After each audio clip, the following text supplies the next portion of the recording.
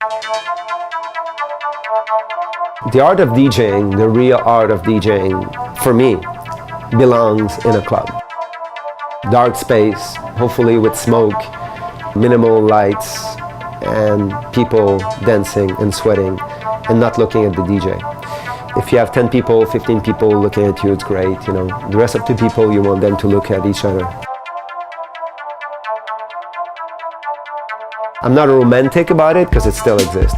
Tons of scenes, tons of parties, and you can see that all the big DJs will tell you that, you know, they would rather play in intimate stuff.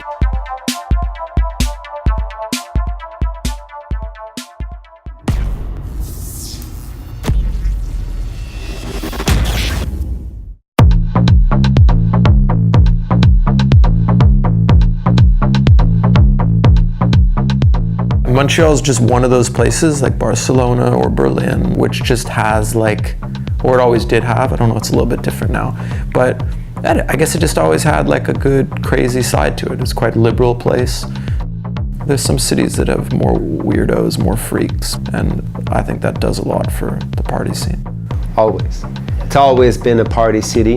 Since the official language is French, the lyrics content of the song weren't as important. People dance on the beat, people dance on the groove. So they don't really care about the message, where, you know, if you play in New York or if you play in Toronto, people will actually get down with whatever the lyrics saying, positive or negative. The French in Montreal is interesting. Apart from the political drama that it causes in the city, it gives us this edgy sort of sexiness.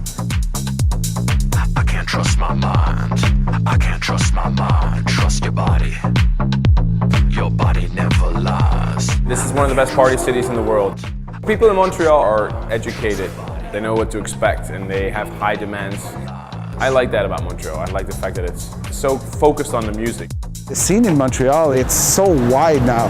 You gotta have like the Lunis, Jacques Green, hip-hop stuff, but you also got like all that minimal house, new tech connection. Montreal was always oddly isolated in its own way. It was a big city and it was close to New York. And in that own orbit, you had time to develop things in your own kind of unique way. I think that's why a lot of great music came out of Montreal, like especially in the 90s and early 2000s. I started a record store in December '86 because I couldn't find music in Montreal, and that was the beginning of a 21-year adventure. In Beat brought house music to Montreal, and at the same time brought the DJ culture. Back in those days, clubs were spending, let's say, $100 a week on record. None of the DJ owned records. Most of the DJ didn't own a pair of headphones, didn't own anything. They walk in the club like this. Records were there, headphones were there. It was their house. They punch at the job, that's it. I changed that. I was hired to play in a club, and then I went to play in another club, and the club owner called me and he's like, "What are you doing?" I'm like, "What do you mean what I'm doing?" He's like, "Well, you're playing here." I'm like, "Yeah, I'm playing here once a week or twice a week. There's 7 days in a week. I'm a DJ." And he's like, "Well, no, you're not allowed to play, you're my DJ." I'm like, "What do you mean I'm your DJ? I'm not your DJ." I mean, I bring my own music, because I had the record store, it was easy. I said, I bring my own music, I bring my own needles, I bring my own headphones. You know, what do you want? Tiga is probably like the most important pioneer of the electronic scene in Montreal. Tiga, the almighty Tiga. He put Montreal on the map. My name's Tiga, and born in Montreal. I'm a producer, DJ, artist. When I was about 17 or 18, I think I kind of made a vow to myself to have an empire. Yeah, I fell in love with this idea of dance music, so I just made a checklist, and I was gonna have a nightclub, I was gonna throw parties, I was gonna have a record store, I was gonna have a record label, I was gonna have a clothing company, put it all in little notebooks, and then just went through them one at a time. I think I tried to buy Vice at one point. No, I never wanted a magazine. So the nightclub I opened was called Sona. I think it was the second biggest club in Canada for many years. Sona for me epitomized the business end of things. And by the end of that, I got this idea in my head that I didn't want my hands dirty anymore with commerce. And at that point I sold all my businesses and said consciously all I want to do is make music and DJ and just be surrounded by creative energy. So we're at Turbo headquarters, which I started in, I think, '98.